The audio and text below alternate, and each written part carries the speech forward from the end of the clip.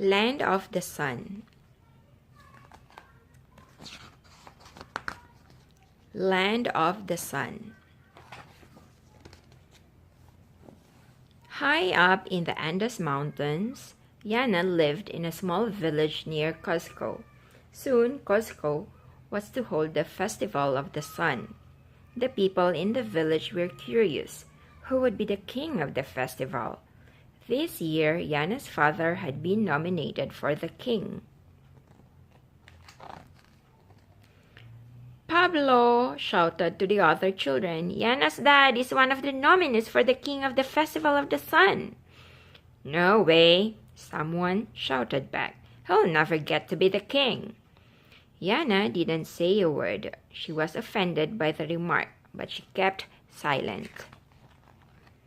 When school finished, she ran home. Mom welcomed her with a huge smile. "Your dad will be the king of the festival." "Really?" She jumped up and down. "Oh, I knew he would be chosen." Then her mother said, "I need you to do a chore for me, Yana. Take this grilled corn to Osco. He is shearing the alpacas." Yana was so excited, she ran.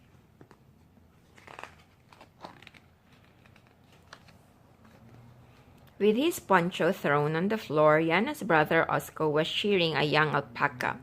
"Osco, I have some corn for you. Is there anything I can do to help?" "You can help by staying still," said Osco to his sister. Yana felt grumpy. She grumbled to herself and ate some of the corn. Mom was sitting at her awana. Next to it were dyed alpaca threads. Soon the threads would be changed into cloth for warm clothing. Yana asked, "Mom, can I help? I want to learn how to weave." "You'll learn when you are older," said Mom. "Now go and play." Yana felt very grumpy. She stomped out of the house. Yana woke up her father, who was taking an afternoon nap. "Dad, I wanted to help Osco and Mom, but they don't need me. Can I help you to get ready for the Festival of the Sun?" Her father yawned. "It's okay. You can have fun instead." Then he went back to sleep. It was the day before the festival. Dad practiced what he needed to do as king of the festival. He said, "Inca forever," and his voice shook. "Dad, your voice is all wobbly." Yana told him, "You should say it louder."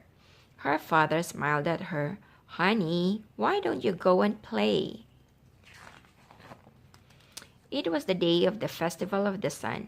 Costco Square was crowded with people. Yana's family followed the parade to the hill for the final ceremony. Yana's heart thumped at the thought of seeing her father as the festival king. Flags were stuck on the walls. Torches flamed when they were lit. There were long lines of soldiers and lines of ladies dancing. People were taking photos. Yana stood on her tiptoes to try to see her father. The sun rose and the king stood by the altar. He wore fine clothing and a golden crown. He really did look like the king of all the Incas. The king gave the offering for a good year of great harvest. "Inca forever," he said. His voice was loud like a real king's. Once the offering was burnt and the smoke rose towards the sun, the sacrifice was finished. The king blessed all the people there.